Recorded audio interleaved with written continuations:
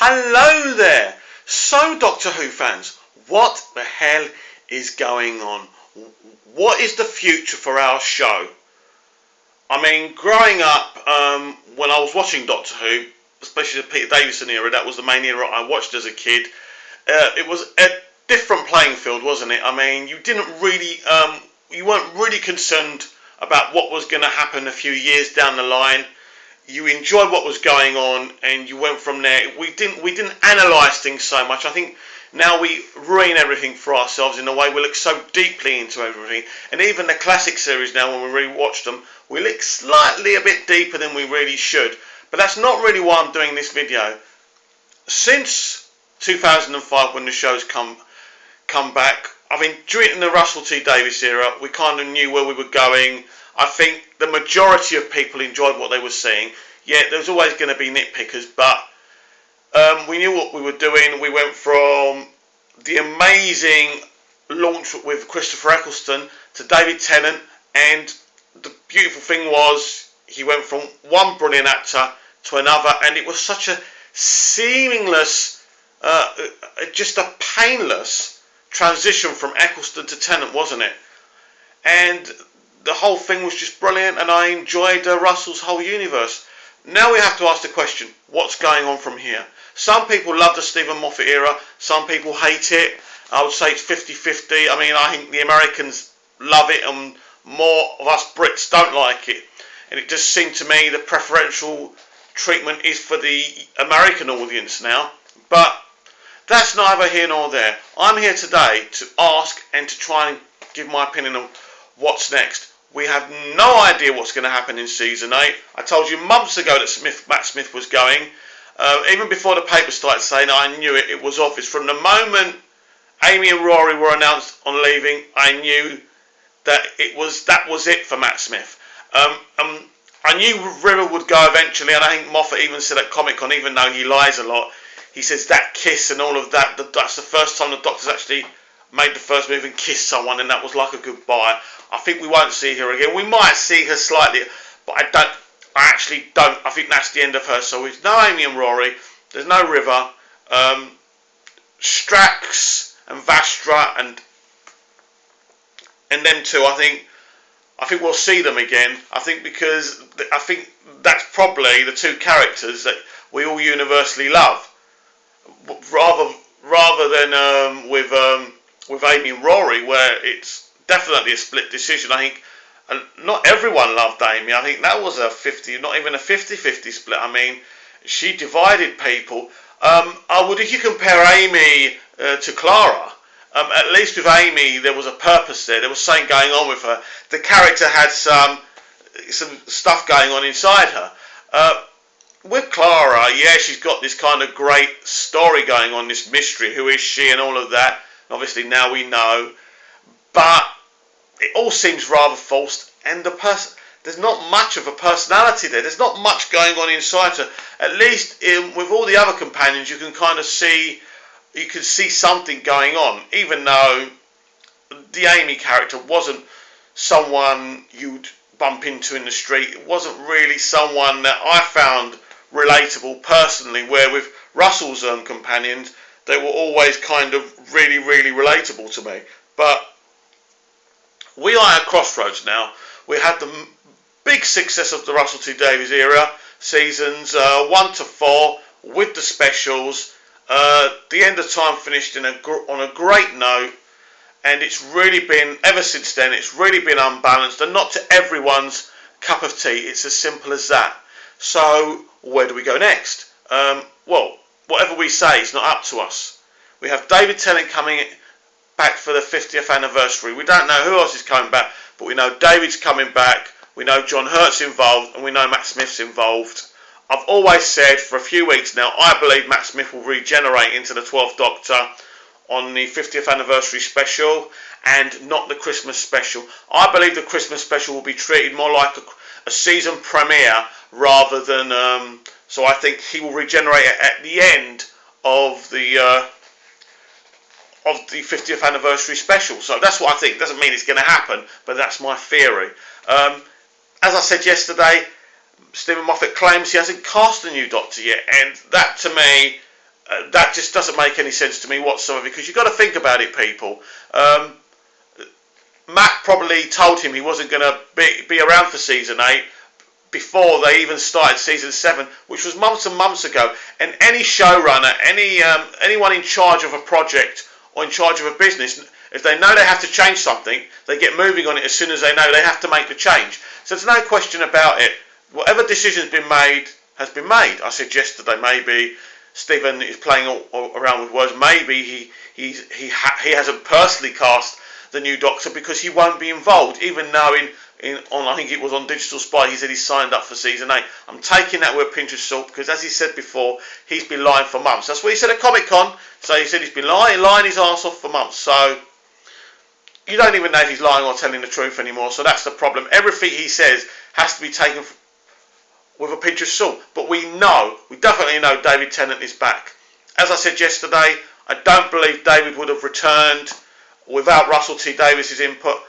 Billie Piper, I don't think she would return without Russell being involved. I honestly believe that these are Russell T Davies people and they have loyalty to the man. So, I don't know if I said this yesterday, but my theory is that Russell has at least co-written this 50th anniversary special. I don't know exactly what's going on. I could be totally wrong. Russell's not involved. David will just walk away after the 50th anniversary. But I do see a de-regeneration happening. Is it? Or a degeneration? I don't know. I can't get my words out. I'm a babbling mess, people. Moffat's even got me insane. Stephen, you're driving us all mad. Come on. But yes, ever since, I know a lot of people get frustrated, but ever since Stephen's taken over, it's, I'm not telling you, I'm going to tell you something that might not be true. I know everything, you know nothing. And he pokes his tongue out at you. Now, I'm alright, because even though I can't help myself and read spoilers, I think at least with part of the good thing with Moffat is he keeps secrets and sometimes things are surprises by the end, and I think that's a good thing. I don't like the way he winds everyone up, but at the end of the day, do we really need to know everything that's going to happen with an episode or with a plot before it actually happens? No, we don't. What a great world it would be if we didn't find out who the 12th Doctor is until we actually see him regenerate or degenerate, whatever. But anyway, nothing's making sense for me with this 12th Doctor situation. We've heard a lot of rumours, but as I keep on saying, there doesn't seem to be any activity. There's been a lot of rumours. All of them have been false rumours. None of the people rumoured to be the 12th Doctor are the 12th Doctor. It's not going to be a woman. It's not. Whatever you guys who want it to be a woman think, and whatever you think of me, it is not going to be a woman, because it's not about what I think, it's about the facts. If a woman was cast as the Doctor, the viewers would flock. They would not stand around. They would not want it to be successful. They would not watch it. They would not give it a chance. It's just as simple as that. It's like if I made some Stilton cheese and it didn't taste of Stilton. It's if you asked me for a strawberry milkshake and it tasted of a vanilla and a chocolate milkshake. This is the situation. People know, fans of different Janier shows now know what they want. And the main proportion do not want a woman as the Doctor. There's no need. And as I said before, it's all very well being politically correct. But if we recast all male roles into females, and if we recast all white roles into Asians and black actors, then I want to see diversity. I haven't got any problem with seeing all sorts in different roles. That's awesome. We live in a cultural society. We're all human. We're not from cultures and nationality. We are human beings. We are one. And I love everyone. It's not about that. But if we change every male into a female and we give every Caucasian character role to Asian and black actors, what happens to those Caucasian actors? Then there's bitterness and discontent, because you're taking jobs away from one and giving it totally to another part of the spectrum, and that doesn't seem right to me. People, when there's arguments about like Perry White being played by a black man, I didn't have an issue with it because Lawrence Fishburne is an awesome actor. But if some random actor was given that job, I'd be saying, well, no, hang on a minute. This guy has clearly always been white, so why should he change colour all of a sudden? It doesn't make sense. It's like now in this video, if I do some CGI and I look like a Rubik's Cube or something, is it PC for me to look like a Rubik's? It's ridiculous. It's absolutely ridiculous. Create roles, diverse roles, whatever you're doing, films or books or TV, for different cultures, different colours, different sexes, that's cool. But don't take a character that's one culture, one colour, and turn it to another. That makes no sense. That has no logic to it. So as I say, it's not going to be a woman, because I talk to people and I know it's not going to be a woman. As I said from the beginning, I believe Tennant is coming back full time, and I think Davies is taking over. What we're seeing with the 50th, even those Daleks are not the funny coloured Daleks, are they? They are Davies's all gold Daleks. And I know you're going to say, well, would they have been, I mean, would they have looked like that because it was Davies's Time War and all of that? No. The Daleks have been different colours in the past before. They could have been anything. But Davies, they're his design. They're what came from his era. So that's something else to look for. So I think Russell T Davies is involved. And I've been asking for some clarity from the BBC for a long time now about BBC.